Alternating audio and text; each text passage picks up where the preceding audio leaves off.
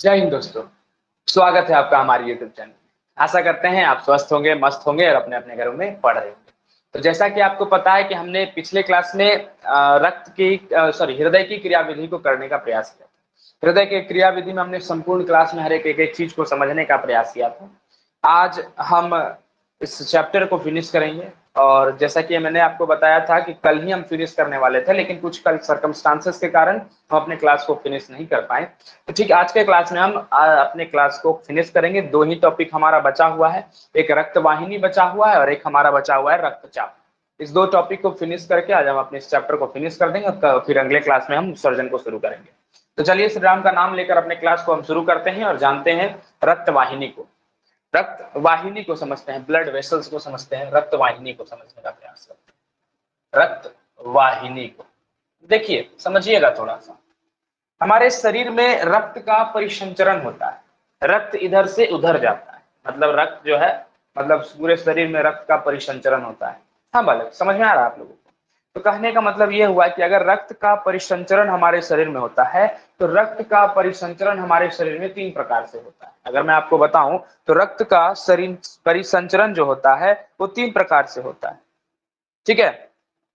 और तीन प्रकार से जब होता है तो कहीं ना कहीं इसमें तीन प्रकार की वाहिनियां उपलब्ध है, तीन प्रकार का रास्ता उपलब्ध है। मतलब अगर हम बात करें आप लोगों के सामने तो हमारे शरीर में कितने प्रकार से रक्त का परिसंचरण होता है? तीन प्रकार से होता है। और तीनों प्रकार से मतलब तीनों के लिए अलग अलग रास्ता अवेलेबल है और तीन रास्ता के द्वारा होता है। अगर वो तीनों रास्ता की अगर मैं बात करूं तो सबसे पहला वो कहलाती है धमनी, दूसरा की अगर हम बात करते हैं तो रक्त कोशिका कहलाती है और तीसरा जो है शिरा कहलाती है। तो मैंने क्या बोला, रक्त का परिसंचरण हमारे शरीर में तीन रास्ते के द्वारा से होती है। रक्त का परिसंचरण, रक्त का परिसंचरण, क्या मैंने कहा? रक्त का परिसंचरण। रक्त का परिसंचरण कहने का मतलब क्या होता है बालक? रक्त का चलना, रक्त का मूवमेंट, रक्त का ट्रांसपोर्टेशन, रक्त का वहन, एक जगह से रक्त का जाना, तो क्या कहलाता है? रक्त का परिसंचरण कहलाता है, ठीक है। तो रक्त का परिसंचरण की अगर हम बात करते हैं तो रक्त का परिसंचरण क्या कहलाता है? रक्त का परिसंचरण मतलब रक्त का इधर से उधर जाना, रक्त का परिसंचरण होता है। तो याद रखना, रक्त का परिसंचरण जो है तीन प्रकार से हो, तीन प्रकार के वाहिनियां से होती है, वाहिनियां से होती है। अगर हम तीन प्रकार के वाहिनियां की बात करें तो तीन प्रकार का वो रास्ता है। वही निया की अगर हम बात करें तो तीन प्रकार की रास्ता और कुछ नहीं है। वो तीन प्रकार की रास्ता की अगर हम बात करें तो तीन प्रकार हमारे पास रास्ता है, धमनी, रक्त कोशिका और शिरा। हमारे पास कितने रास्ते हैं? तीन रास्ते हैं। वो तीन रास्ते कौन कौन है तो आप लोग नोट डाउन करिएगा। पहला रास्ता होता है धमनी, उसके बाद दूसरा रास्ता होता है रक्त शिरा, दूसरा रास्ता क्या होता है? रक्त शिरा होता है, और तीसरा होता है शिरा। तो आशा करते हैं आप लोग को यहाँ तक समझ में आया होगा। तो रक्त का परिसंचरण तीन रास्ते से होता है, एक धमनी के द्वारा, दूसरा रक्त कोशिका के द्वारा, तीसरा शिरा के द्वारा। तो आइए एक एक करके एक एक चीज को सुनते हैं, जानते हैं, समझने का प्रयास करते हैं। तो धमनी और शिरा जो है रक्त कोशिकाओं के द्वारा जुड़ा हुआ रहता है। अगर हम बात करते हैं इस धमनी की और शिरा की तो ये जो है आपस में जुड़ा हुआ रहता है। धमनी और शिरा जो है आपस में जुड़ा हुआ रहता है, और वो भी किसके द्वारा जुड़ा हुआ रहता है? तो रक्त कोशिका के द्वारा जुड़ा हुआ रहता है, ब्लड सेल के द्वारा। ब्लड में कोशिका पाई जाती है और उसी कोशिका के द्वारा धमनी और शिरा एक दूसरे से क्या होती है? जुड़ी हुई रहती है। तो आइए एक एक करके धमनी के बारे में सीखते हैं, फिर आगे चलेंगे तो धमनिकाएं को समझेंगे, कोशिकाएं को समझेंगे। तो एक एक चीज आराम आराम से समझना है, जानना है, कुछ नहीं करना है, ठीक है। आइए सीखते हैं। सबसे पहले हम क्या बात करते हैं? धमनी की बात करते हैं। बालक समझिएगा धमनी के बारे में। धमनी क्या करता है? अगर मैं धमनी की आप लोगों के सामने बात करूं तो धमनी जो है हमारे शरीर में, हमारे हृदय में अगर बात करें तो शुद्ध रक्त करने का मतलब ऑक्सीजन रक्त, ऑक्सीजन वाला रक्त को हमारे हृदय में पहुंचाता है। और हृदय में पहुंचाता है, कहां पर पहुंचाता है? तो हृदय में पहुंचाता है और हृदय से शरीर के विभिन्न भागों में ले जाता है। इस चीज को याद रखना, समझना क्या कहना चाह रहे हैं। धमनी जो है शुद्ध या ऑक्सीजनित रक्त को हृदय से शरीर के बहुत सारे भाग में ले जाता है।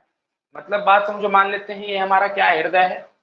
ये हृदय जो है चार चैम्बर में बटा हुआ। अगर चार चैम्बर की चार वेसम की बात करते हैं तो ये वाला, इधर वाला वेसम क्या कहलाता है? इधर वाला वेसम हमारा दायां कहलाता है, दायां आलिंद, ठीक है।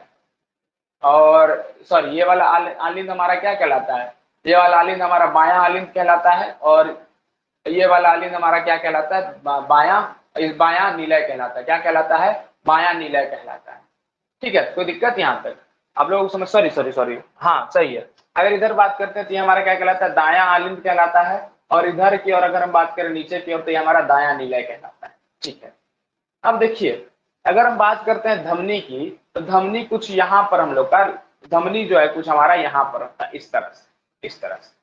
धमनी क्या करता है, हमारे शरीर से धमनी, जैसा कि हमने कल उसी दिन पढ़ा था धमनी का कार्य क्या था, हमारा जो दिल है, हमारा जो ये क्या बोलते हैं, हमारा जो हृदय है, इस हृदय से संपूर्ण हृदय से शुद्ध रक्त को निकालता है। यहाँ पर फेफड़ा जो है शुद्ध रक्त देता है, शुद्ध रक्त हमारे हृदय से निकालता है, जो कि ऑक्सीजन जनित रक्त होता है। ऑक्सीजन मतलब जिसमें ऑक्सीजन पहले से मिला हुआ है, और उसको संपूर्ण शरीर में भेजता है। तो अगर हम धमनी की बात करें तो धमनी क्या करता है, शुद्ध रक्त को, शुद्ध रक्त को, शुद्ध रक्त को संपूर्ण शरीर में, किसमें, संपूर्ण शरीर में, संपूर्ण शरीर में भेजता है। किसमें भेजता है, संपूर्ण शरीर में भेजता है। ठीक है बालक, यहाँ तक कोई परेशानी कोई दुविधा आप लोगों को नहीं होनी चाहिए। संपूर्ण शरीर में तो भेजता है, लेकिन एक अपवाद है। अगर हम बात करते हैं अपवाद की, तो अपवाद क्या है भैया, अपवाद का मतलब क्या होता है, मतलब शुद्ध रक्त को संपूर्ण शरीर में भेजता है, लेकिन एक अपवाद क्या है याद रखना, एक होता है फुसफुस धमनी। क्या कहलाता है, एक फुसफुस धमनी कहलाता है, और यही एक अपवाद है जो कि अशुद्ध रक्त को फेफड़ा से हृदय में ले जाता है। ठीक है, धमनी में एक, धमनी का कार्य क्या है, धमनी का कार्य है शुद्ध रक्त को संपूर्ण शरीर में भेजना।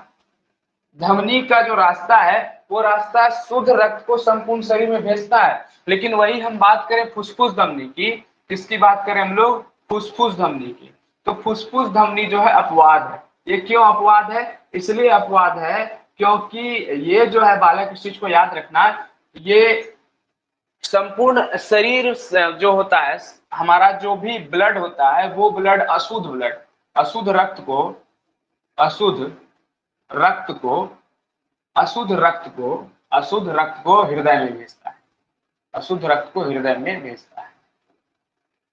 तो अशुद्ध रक्त को हृदय में भेजता है, लेकिन वो किधर की ओर भेजता है, तो बायां नीले तरफ से भेजता है। ठीक है, तो अशुद्ध रक्त को फेफड़े से हृदय में कौन लेके जाता है, अशुद्ध रक्त को हृदय में कौन भेजता है, तो फुसफुस धमनी भेजता है। लेकिन धमनी का ओरिजिनल कार्य क्या है, ओरिजिनल रास्ता उसका कि शुद्ध रक्त को संपूर्ण शरीर में भेजता है, शुद्ध रक्त को संपूर्ण शरीर में भेजता है। लेकिन वही बात अगर बात करें धमनी की, तो फुसफुस धमनी अशुद्ध रक्त को लेकर आता है, कहां पर लेकर आता है, तो फेफड़ा से हृदय में लेकर आता है। यहाँ तक कोई परेशानी कोई दुविधा आप लोगों को नहीं होनी चाहिए। ठीक है, अच्छा ठीक है भैया, यहाँ तक तो कोई दुविधा नहीं है हम लोग को।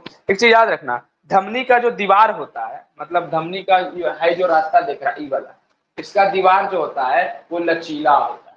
कैसा होता है, तो आप लोग लिखिएगा धमनी का दीवार, धमनी का दीवार, दीवार जो होता है वो लचीला होता है। कैसा होता है धमनी का दीवार, धमनी का दीवार लचीला होता है और कपटहीन होता है। कैसा होता है बालक, और कपटहीन होता है। इस चीज को समझना थोड़ा सा, धमनी का कपटहीन की अगर हम बात करते हैं तो कपटहीन क्या होता है, कपटहीन का मतलब होता है जिसके पास रास्ता रोकने के लिए कुछ नहीं है। जैसे कपटहीन मतलब जिसके पास रुकने के लिए कोई रास्ता हो। जैसे मान लिए ये देखो, ऐसे अगर इसको काट देते हैं तो ये धमनी बन जाता है, मतलब जाने के लिए रास्ता है इसके पास, यहाँ पानी डालेंगे बह के निकल जाएगा। लेकिन ये जो रास्ता, ये जो पैक दिख रहा है कपट है, क्या है, कपट है। उसी तरह इस धमनी में कपटहीन होता है, तो लचीला तथा कपटहीन होता है। अगर कपट रहता तो क्या ब्लड को जाने देता, क्या ब्लड को जाने ही नहीं देता, क्योंकि कपट गेट बंद किए हुए है। तो सिंपल है, दीवार जो होती है उसकी लचीली होती है, और वो कैसी होती है, तो कपटहीन होती है बालक। कोई दिक्कत यहाँ तक कोई परेशानी आप लोगों को नहीं होनी चाहिए। ठीक है,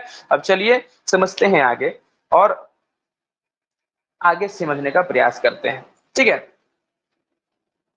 तो आशा करते हैं आप लोग यहाँ तक नोट डाउन कर लिए होंगे। अगर नहीं नोट डाउन किए तो जरूर से जरूर नोट डाउन करिए, हम फिर आगे बढ़ते हैं।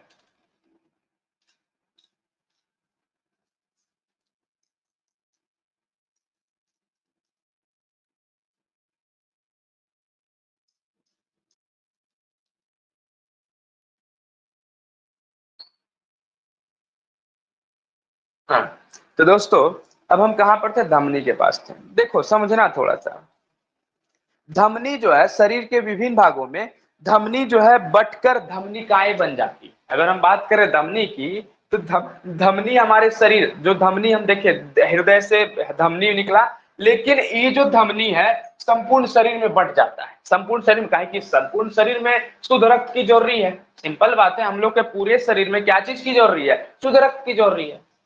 हम यही ना बात कर रहे हैं। तो हमारे संपूर्ण शरीर में किस रक्त की जरूरी है? तो शुद्ध रक्त की जरूरी है। अच्छा, अगर संपूर्ण शरीर में हमारे शुद्ध रक्त की जरूरी है, तो इसका मतलब ये हुआ कि हमारे सिर्फ तो धमनी तो सिर्फ हमारे यहीं पर रहती है ना, धमनी तो सिर्फ हमारा यहीं पर रहता है हृदय पास। तो धमनी हमारे संपूर्ण शरीर में जब जाती है, तो संपूर्ण शरीर में धमनी जो है संपूर्ण शरीर में, किसमें? संपूर्ण शरीर में धमनिकाएं में बढ़ जाती है। किसमें बढ़ जाती है? धमनिकाएं में बढ़ जाती है। किसमें बढ़ जाती है बालक? यहाँ तक कोई दिक्कत कोई परेशानी आप लोगों को? धमनिकाएं में बट जाती है। ठीक है, और याद रखो धमनिकाएं बनाती है, और जो विभिन्न अंगों के अंदर कोशिकाएं में विभक्त हो जाता है। किसमें विभक्त हो जाता है? कोशिकाओं में विभक्त हो जाता है। इस धमनिकाएं की अगर बात करें, धमनिकाएं और अंदर तक अगर हम बात करें धमनिकाएं की, तो धमनिकाएं भी विभक्त होता है, टूटता है। तो धमनिकाएं भी अलग अलग किसमें होता है? तो याद रखना, कोशिकाएं में अलग हो जाती है। कोशिकाओं में क्या हो जाती है? अलग हो जाती है। तो ब्लड में क्या पाया जाता है? कैपिलरीज पाया जाता है, जिसको हम कोशिकाओं कहते हैं। ब्लड में कोशिका पाई जाती है, और वो कोशिकाएं किसका रूप होती है? धमनिकाएं का ही रूप होती है। और धमनिकाएं किसका रूप होती है? धमनी का रूप होती है। तो धमनी संपूर्ण शरीर में रक्त को परिवहन करती है, लेकिन धमनी तो हृदय के पास होती है। तो धमनी जब संपूर्ण शरीर में रक्त का परिवहन करती है, उसको धमनिकाएं कहते हैं। और धमनिकाएं जो है फिर आगे चल के विभक्त होती है, टूटती है या बढ़ती है, तो वो कोशिकाओं में विभक्त होती है। तो कोशिकाओं को क्या कहते हैं? कैपिलरीज कहते हैं। तो आइए कोशिकाएं के बारे में समझते हैं। ठीक है, कोशिकाएं के बारे में आइए थोड़ा सा जानते हैं। कोशिकाएं क्या है, नहीं है, एक एक चीज को समझते हैं। कोशिकाएं याद रखना, ये जो है अत्यंत चिपटी हुई, कैसा? चपटी। तो अगर हम बात करें आप लोगों के सामने कोशिकाएं की, तो कोशिकाएं अत्यंत महीन बहुत पतला महीन नलिकाएं वाला, ये बहुत ही पतला महीन नलिकाएं होती है, महीन रक्त नलिका होती है। इसकी जो होती है महीन रक्त नलिका होती है। कैसी होती है? महीन रक्त नलिकाएं होती है। नलिका मतलब छोटा पतला पतला रक्त का इसका नाली बना हुआ रहता है। जैसे कि अगर हम बात करते हैं एकदम पतला पतला नस के साथ पतला पतला रक्त का नाली बना होता है, तो क्या कहलाती है? कोशिकाएं कहलाती है। क्या कहलाती है? कोशिकाएं कहलाती है। ठीक है, और अगर हम बात करते हैं, इसका दीवार जो होता है चपटी एपिथेलियम के एक स्तर की बनी होती है। इसका दीवार की बात करें, कोशिका की दीवार का, किसका? कोशिकाएं का दीवार का, तो चपटी एपिथेलियम का बना होता है। किसका बना होता है? चपटी एपिथेलियम का बना होता है।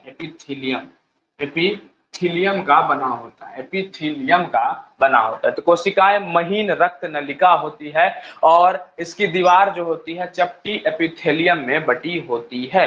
अच्छा ठीक है भैया, यहाँ तक तो कोई दिक्कत नहीं है, यहाँ सब समझ में आ रहा है। अच्छा, होता क्या है, कोशिका का जो दीवार होता है वो जल में जो भी पदार्थ होता है, जैसे कि कार्बन डाइऑक्साइड के लिए परागम में होता है। देखो समझना थोड़ा सा, मान लेते हैं कोशिका का एगो दीवार है। ठीक है, कोशिका का क्या है?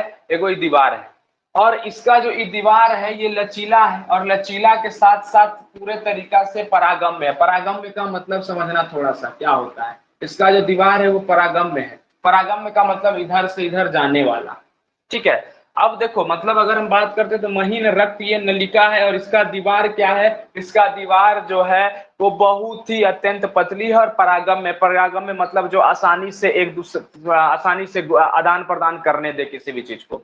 तो जैसे देखो कोशिका के पास जैसे ही ये नली पहुंचती है, ये नली कोशिकाएं नली जैसे पहुंचती है, तो ये इस अपना पास से क्या लेकर चलती है? तो ये अपने पास कार्बन डाइऑक्साइड, ये ऑक्सीजन को अपने पास लेकर चलती है, पानी को अपने साथ लेकर चलती है, और भोज्य पदार्थ जो भी होता है जैसे ग्लूकोज की बात करें उसको अपने साथ लेकर चलती है। और ये अपने साथ लेते लेते जाती है, और इस सेल को, इस कोशिका को देती है, और कोशिका से क्या ले लेती है? कार्बन डाइऑक्साइड ले लेती है। तो क्या घुस कैसे पानी की तरह और इसे निकालती है? क्या नहीं, ये अपने अपना जो दीवार होता है वो दीवार उसका परागम में होता है। जैसे ही दीवार के संपर्क में ऑक्सीजन आता है, ऑक्सीजन को अपने शरीर में घुसा लिया, फिर ऑक्सीजन को आराम से किसको दे दिया, इस कोशिका को दे दिया, और फिर कोशिका से कार्बन डाइऑक्साइड ले लिया, फिर कार्बन डाइऑक्साइड लेकर चल दिया। समझ में आ रहा है कुछ? आया ना? ठीक है, तो ऐसा करते हैं, यहां तक आप लोगों को ये चीज समझ में आया होगा। इसका काम क्या है ये चीज तो समझ में आ गया। कोशिकाएं का फिर से काम सीधे लिखना नहीं है, समझना है। कोशिका का काम क्या है? कोशिका का काम है, कोशिका के सबसे पहले इसका नली जो होती है एकदम पतली होती है, महीन रक्त नलिका होती है इस तरह से। मान लीजिए यहाँ पर एक कोशिका है, इस कोशिका के सामने क्या, कोशिका को क्या काम है, कोशिका को ऑक्सीजन देना, कोशिका से कार्बन डाइऑक्साइड लेना। हाँ, तो ई जो है अपने साथ ऑक्सीजन को लेकर आती है, और जैसे ही इसके संपर्क में आती है ऑक्सीजन इसमें चला जाता है और कार्बन डाइऑक्साइड इसमें फिर ले लेता है, फिर कार्बन डाइऑक्साइड को लेकर चल देता है। तो इसका मतलब ये हुआ कि ये कार्बन डाइऑक्साइड खींचा तो नहीं, इसका जो दीवार होता है वो परागम में होता है। परागम मतलब जो आसानी से किसी भी चीज को आने जाने दे। तो परागम में होने के कारण ये कार्बन डाइऑक्साइड को अपने में ले लिया, ऑक्सीजन को उसको दे दिया। फिर उसी तरह क्या होता है, ऊपर जाता है, ऊपर जाने के बाद ऑक्सीजन को ले लेता है, कार्बन डाइऑक्साइड को दे देता है, फेफड़ा को कार्बन डाइऑक्साइड दे देता है, फिर अपने पास क्या ले लेता है, ऑक्सीजन ले लेता है, फिर यहाँ से इसी तरह घूमते रहता है। तो कोशिकाएं का कार्य यही है। ठीक है, अब आगे चलो, थोड़ा सा आगे और समझना। बहुत सारा कोशिका जो है, विभिन्न कोशिका की बात करें, विभिन्न कोशिकाएं की बात करें, थोड़ा सा इसको मिटाते हैं ये वाला पोर्शन। अगर हम बात करें आप लोगों के सामने, तो विभिन्न कोशिकाएं जो है सिरकाएं का निर्माण करती है। किसका निर्माण करती है? बहुत सारा कोशिकाएं मिलकर विभिन्न विभिन्न कोशिकाएं जो है, विभिन्न कोशिकाएं मिलकर जो है सिरकाएं का निर्माण करती है, सिरकाएं का निर्माण करती है। ठीक है, और फिर यही विभिन्न सिरकाएं किसका निर्माण करती है? सिरा का निर्माण करती है। सिरा माने होता है वेंस, वेंस का मतलब होता है नस। क्या होता है? नस। तो हम नस जो देखते हैं इसी कोशिका का एक हिस्सा है। कोशिकाएं, बहुत सारा कोशिकाएं मिलकर क्या बनाया? सिरकाएं बनाया, और बहुत सारा सिरकाएं मिलकर क्या बनाया? सिरा बनाया। क्या बनाया बालक? सिरा बनाया। ठीक है भैया, यहाँ तक तो समझ में आ रहा है। अच्छा ठीक है, आगे बढ़ो बाबू, समझो थोड़ा सा। सिरा आप लोग को समझ में आया होगा, आशा करते हैं। आप सिरा के बारे में समझना, सिरा क्या होता है। अब इसको मिटाते हैं, आगे बढ़ते हैं और आगे देखने का प्रयास करते हैं। ठीक है, समझना। अब थोड़ा सा लास्ट टॉपिक में हम लोग चल रहे हैं, तो थोड़ा सा गौर करके समझिए इस चैप्टर को, और फिर आगे बढ़ेंगे, इस चीज को फिर अच्छे से समझने का हम लोग प्रयास करेंगे। तो आगे बढ़ते हैं, तो हम लोग समझे हैं सिरा के बारे में। सिरा का काम है कि सुनना, सिरा का काम, सिराएं सिराएं का काम है कि ये संपूर्ण शरीर से अशुद्ध ऑक्सीजन ले लेता है, और अशुद्ध ऑक्सीजन को कहाँ पहुंचा देता है? तो अशुद्ध ऑक्सीजन को हृदय में पहुंचाता है। तो अगर हम बात करें सिराएं का काम या नस का काम क्या है? अशुद्ध जो भी रक्त होता है वो विभिन्न अंगों से हृदय की ओर लेकर जाता है। ये तो सिराएं का काम क्या है बालक? सिराएं का काम है, सुनिएगा, अशुद्ध रक्त को, कौन से रक्त को बालक? अशुद्ध रक्त को किसको? अशुद्ध रक्त को अशुद्ध रक्त को विभिन्न अंगों से, कहां से? विभिन्न अंगों से, कहां से? विभिन्न अंगों से शरीर, विभिन्न अंगों से हृदय की ओर लेके जाता है। किधर की ओर लेके जाता है? हृदय की ओर लेकर जाता है। तो यहां तक आशा करते हैं समझ में आया होगा। सिंपल है, कोई बात नहीं है। सिराएं का काम क्या है? अशुद्ध रक्त को, अशुद्ध रक्त कहने का मतलब जिसमें कार्बन डाइऑक्साइड है, उस वाले रक्त को, कार्बन डाइऑक्साइड वाले रक्त को कहां से कहां लेकर जाता है? तो विभिन्न अंगों से, बहुत सारे अंग से, जहां जहां कोशिका, सब कोशिका से कार्बन डाइऑक्साइड को खींच लेता है, टोटल कार्बन डाइऑक्साइड को खींच के कहां पहुंचा देता है बालक? तो दिल में पहुंचा देता है, हृदय में पहुंचा देता है। ठीक है, लेकिन इसका एक अपवाद ये है, फुसफुस सिरा। फुसफुस सिरा, जैसे उसमें फुसफुस धमनी था, इसमें हम बात कर रहे हैं फुसफुस सिरा। फुसफुस सिरा क्या करता है? रक्त से शुद्ध जो भी है, रक्त से क्या? रक्त से शुद्ध रक्त, हृदय से अगर हम बात कर रहे हैं, तो हृदय से, हमारे हृदय से ही शुद्ध रक्त को संपूर्ण शरीर में भेजता है,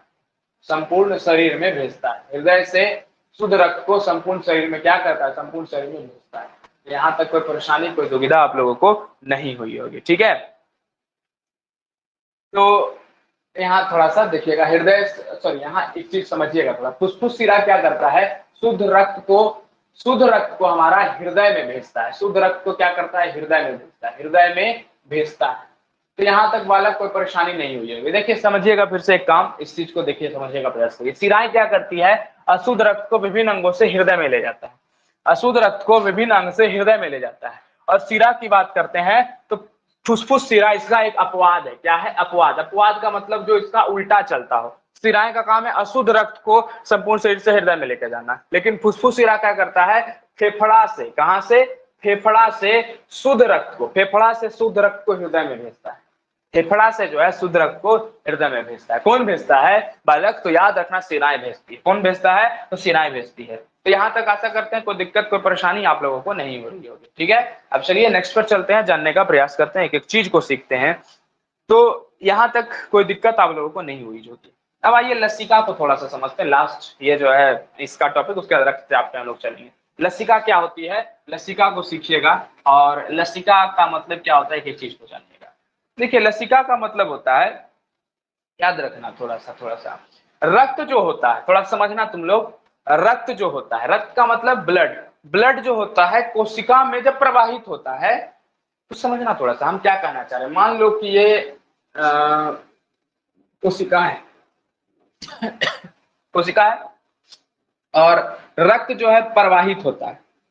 समझना थोड़ा सा क्या कहना चाह रहे हैं। रक्त जब कोशिका में प्रवाहित होता है तो रक्त में क्या मौजूद होता है, जैसा कि हम पहले से बताए थे, रक्त में प्लाज्मा भी मौजूद होता है। रक्त में क्या मौजूद होता है, प्लाज्मा मौजूद होता है। ठीक है, रक्त में क्या मौजूद होता है, प्लाज्मा होता है। ठीक है, और इसी रास्ता से इसमें प्लाज्मा भी क्या हो जाता है, चला जाता है। समझना, इसके बीच में जो रास्ता होता है, कोशिका के बीच में जो रास्ता होता है, उस रास्ता में क्या, प्लाज्मा जाके अटक जाता है। क्या हो जाता है, प्लाज्मा जाके अटक जाता है। ठीक है, और इसी समय ब्लड में हम जानते हैं डब्ल्यूबीसी भी मौजूद होता है। क्या मौजूद होता है, डब्ल्यूबीसी भी मौजूद होता है। और ये डब्ल्यूबीसी भी क्या होता है, डब्ल्यूबीसी भी रक्त के सहित क्या हो जाता है, प्लाज्मा में जाकर मिल जाता है। प्लाज्मा क्या था, प्लाज्मा एक गाढ़ा पीला कलर का द्रव्य था। ठीक है, वो जो कि ब्लड में मौजूद होता है। प्लाज्मा जो है ऐसे चल रहा है ब्लड के साथ। अच्छा, इस कोशिकाएं, जैसा कि हमने पढ़ा था, कोशिकाएं पिछले सेगमेंट में जस्ट थोड़ी देर पहले हमने पढ़ा था, कोशिकाएं का काम क्या है, विसरण के द्वारा आसानी से अपना ही शरीर से, इसका जो परागम में होता है, इसका जो दीवार है वो परागम में होता है, तो आसानी से पहुंच जाता है। तो परागम में दीवार होने के कारण विसरण के द्वारा प्लाज्मा जो है कोशिका के बीच जो भी रिक्त स्थान थी उसमें प्लाज्मा पहुंच गया। इस रक्त में डब्ल्यूबीसी भी मौजूद होता है, तो डब्ल्यूबीसी भी क्या पहुंच जाती है, प्लाज्मा में पहुंच जाती है। ठीक है, तो डब्ल्यूबीसी भी कहां पहुंच जाती है, प्लाज्मा में पहुंच जाती है। और जब ये प्लाज्मा में पूरी तरीका से मिल जाती है तो याद रखना, इसी को हम लसिका कहते हैं। क्या कहते हैं, इसी को हम लसिका कहते हैं। लसिका इसी को कहते हैं, लिम्फ भी इसी को कहा जाता है। क्या, लिम्फ भी इसी को कहा जाता है। लसिका पता चला किसको कहते हैं, लिम्फ किसको कहते हैं, ये भी पता चला आपको। हाँ पता चला। एक चीज याद रखना, इसको उत्तक द्रव भी कहते हैं। क्या कहते हैं, उत्तक द्रव भी कहा जाता है। यहाँ तक कोई दिक्कत कोई परेशानी आप लोगों को नहीं होनी चाहिए। तो सिंपल समझिएगा फिर से, होता क्या है, रक्त जो है जब कोशिका पास जाती है, तो रक्त जब कोशिका में जाती है तो रक्त के अंदर प्लाज्मा भी मौजूद होता है। प्लाज्मा क्या करती है, कोशिका में जो भी स्थान होती है वो रिक्त स्थान उसके अंदर चली जाती है। रिक्त स्थान में जाने के बाद क्या होता है, रिक्त स्थान में जाने के बाद रक्त में डब्ल्यूबीसी मौजूद होता है, तो विसरण की क्रिया से डब्ल्यूबीसी भी प्लाज्मा में मिल जाती है। और जब मिलती है तो जब मिल जाती है उसी को हम क्या कहते हैं, लसिका कहते हैं, या उत्तक द्रव कहते हैं, या लिम्फ कहा जाता है। तो यहाँ तक कोई परेशानी कोई दुविधा आप लोगों को नहीं होनी चाहिए। अब चलिए हम अपने लास्ट टॉपिक के ऊपर रक्तचाप को समझते हैं, रक्तचाप को जानने का प्रयास करते हैं। ठीक है बालक, यहाँ तक आप लोगों को समझ में आया होगा, तो हम यहाँ पर इसको रब करते हैं और आगे समझते हैं रक्तचाप, क्योंकि लास्ट हमारा टॉपिक है। रक्तचाप को समझेंगे, इसके बाद इस चैप्टर को हम लोग फिनिश कर देंगे।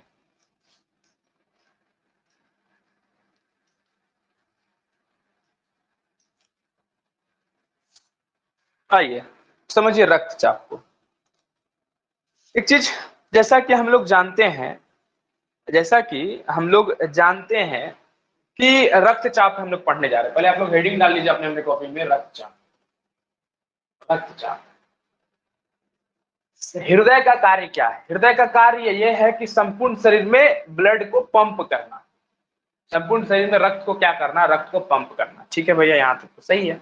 अगर संपूर्ण शरीर में रक्त को पंप करने का कार्य है रक्त किसका, हृदय का, तो कहीं ना कहीं पंप मतलब हृदय दबता होगा, दबता ही है, जैसा कि हम लोग जानते हैं संकुचन और स्थिलन, संकुचन और स्थिलन, स्थिलन मतलब फैलना और संकुचन मतलब सिकुड़ना, तो दबता है। और दबने के कारण कहीं ना कहीं नस में, जैसे कि शिरा की बात करें, धमनी की बात करें, कोशिकाएं की बात करें, तो सभी चीज आपस में क्या होती है, कोशिकाएं की बात कर रहे हैं, शिरा की बात करें, धमनी की बात कर रहे हैं, तो सभी चीज जो है आपस में क्या होती है, उसके ऊपर प्रेशर पड़ता है, उसके ऊपर क्या पड़ता है, प्रेशर पड़ता है। और वही प्रेशर को हम क्या कहते हैं, रक्तचाप कहते हैं। ठीक है, तो ये प्रेशर जो होता है किसके कारण होता है, सिस्टोल और डायस्टोल के कारण।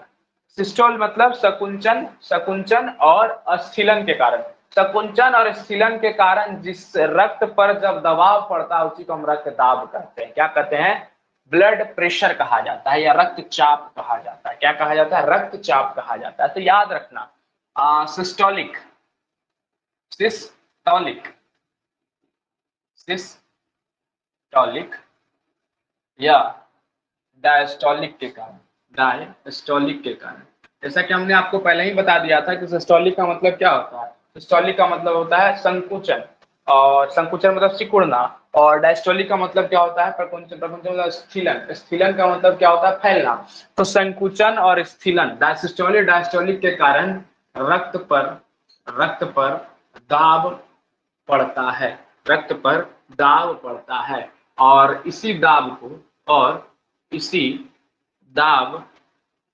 को रक्तचाप या रक्तदाब कहा जाता है, रक्तचाप कहा जाता है। क्या कहा जाता है बालक, रक्तचाप कहा जाता है। तो आशा करते हैं यहाँ तक आप लोगों को समझ में आया होगा। आइए समझिए थोड़ा सा। अब देखिएगा क्या कहना चाह रहे हैं हम, ये कहना चाह रहे हैं कि जब हम निलय में हमारा संकुचन होता है, निलय में जब संकुचन होता है, क्या होता है, निलय का जब संकुचन होता है इसे हम सिस्टोलिक प्रेशर कहते हैं। तो इसका मतलब संकुचन मतलब दबना, तो जब निलय दबता है तो वो संकुचन प्रेशर कहलाता है, संकुचित प्रेशर कहलाता है। क्या कहलाता है, संकुचित प्रेशर कहलाता है। तो संकुचित प्रेशर किसे कहा जाता है, तो याद रखना संकुचित प्रेशर जो होता है सिस्टोलिक प्रेशर को, या जब हमारा निलय का सिस्टोल होता है, निलय का सिस्टोल मतलब निलय का संकुचन होता है, तो उसे हम संकुचित प्रेशर कहते हैं। संकुचित प्रेशर या सिस्टोलिक प्रेशर कहा जाता है। क्या कहा जाता है, सिस्टोलिक प्रेशर कहा जाता है। तो याद रखना सिस्टोलिक प्रेशर किसे कहा जाता है, तो निलय के संकुचन, निलय का संकुचन जब होता है, निलय का क्या होता है, निलय का जब संकुचन होता है उसे हम सिस्टोलिक प्रेशर कहते हैं। निलय का मतलब ऊपर वाला पार्ट का संकुचन होना। निलय जैसा कि हम लोग पढ़े थे ऊपर में, निलय का संकुचन, तो निलय का संकुचन जब होता है वो सिस्टोलिक प्रेशर कहलाता है। और डायस्टोलिक प्रेशर किसे कहा जाता है, diastolic pressure, diastolic pressure, diastolic pressure, diastolic pressure जो होता है वो आलिंद का स्थिलन होता है, आलिंद का स्थिलन। आलिंद का स्थिलन का मतलब हमने पढ़ा था कि एक बार में जो होता है, एक टाइम में क्या होता है, एक टाइम में संकुचन होता है, अगर किसी का संकुचन होता है तो एक टाइम में किसी का स्थिलन होता है, संकुचन स्थिलन, संकुचन स्थिलन, संकुचन स्थिलन। तो इसी प्रकार से तो निलय का अगर संकुचन हो रहा है तो उसे हम सिस्टोलिक प्रेशर करते हैं। डायस्टोलिक प्रेशर किसे कहा जाता है, आलिंद का स्थिलन होता है। ठीक है, तो संकुचन निलय का सिस्टोलिक प्रेशर, आलिंद का स्थिलन को क्या कहा जाता है, डायस्टोलिक प्रेशर कहा जाता है। याद रखना ये जो प्रेशर होता है वो मरकरी के, इसका मरकरी का 120 mm के बराबर होता है, मरकरी का 120 mm के बराबर होता है। और डायस्टोलिक प्रेशर की बात करें तो मरकरी का 80 mm के बराबर होता है। मरकरी का जो भी प्रेशर होता है, मरकरी का 80 mm जो भी होता है, मरकरी का 80 mm का प्रेशर जो होता है वो डायस्टोलिक प्रेशर के बराबर होता है। और सिस्टोलिक प्रेशर मरकरी का 120 mm का जो प्रेशर होता है वो सिस्टोलिक प्रेशर के बराबर होता है। तो इसका मतलब हम बात करें नॉर्मल मनुष्य, कौन सा, साधारण मनुष्य, साधारण मनुष्य का बीपी कितना होता है, मतलब बीपी कहने का मतलब रक्तचाप कितना होता है, तो 120/80 होता है। तो यहाँ पता चला 120/80 कौन सा, 120/80 मतलब ऊपर वाला दिल जब संकुचित होता है तो वो 120 होता है, और नीचे वाला दिल जब स्थिलित होता है तो कितना प्रेशर देता है, 80 प्रेशर देता है, 80 mm का प्रेशर देता है। तो यहाँ तक कोई दिक्कत कोई परेशानी आप लोगों को नहीं होनी चाहिए। अब देखिए थोड़ा समझिएगा, इसको नापने के लिए एक यंत्र आती है, इसको नापने के लिए एक यंत्र आती है जिसे हम क्या कहते हैं, स्फिग्नो मैग्नोमीटर कहा जाता है। स्फिग्नो मैग्नोमीटर कहा जाता है। तो रक्तचाप को नापने के लिए एक यंत्र आती है जिसे क्या कहा जाता है, स्फिग्नो मैग्नोमीटर कहा जाता है। तो यहाँ तक आप लोगों को समझ में आया होगा, यहाँ तक अच्छे से आप समझ रहे होंगे, ठीक है। और कभी कभी देखते होंगे 120/80 से 100 किसी का ब्लड प्रेशर हाई हो जाता है तो हाइपरटेंशन हो जाता है, टेंशन वगैरह से बहुत कुछ, कभी कभी नस फट गया तो बीपी हाई हो जाता है, मतलब बहुत तरीका का कार्य होता है, तो तरह तरह का चीज होता है। तो कभी कभी उम्र होने पर बीपी घटता भी है बढ़ता भी है, तो उम्र होने पर घटे बढ़े तो नॉर्मल है, लेकिन अगर हम बात करते हैं तो ऐसे घट रहा है बढ़ रहा है तो नॉर्मल व्यक्ति है तो उसका 120/80 होना चाहिए, 10-20 ऊपर नीचे चलता है उससे कोई नॉर्मल होता है। तो आशा करते हैं आपको आज का क्लास यहाँ तक समझ में आ गया है, और हमने आज के क्लास को खत्म कर दिया जिसमें हमने सीखा हर एक चीज को, मतलब आज जो हमारा जो भी परिवहन चैप्टर था वो परिवहन चैप्टर को हमने सीखा जाना, और कल के क्लास में हम उत्सर्जन को सीखेंगे। तो आशा करते हैं आपको आज का क्लास समझ में आया होगा। मुस्कुराते रहिए, हंसते रहिए, खेलते रहिए, क्योंकि इसी का नाम जिंदगी है। तब तक के लिए धन्यवाद। जय हिंद।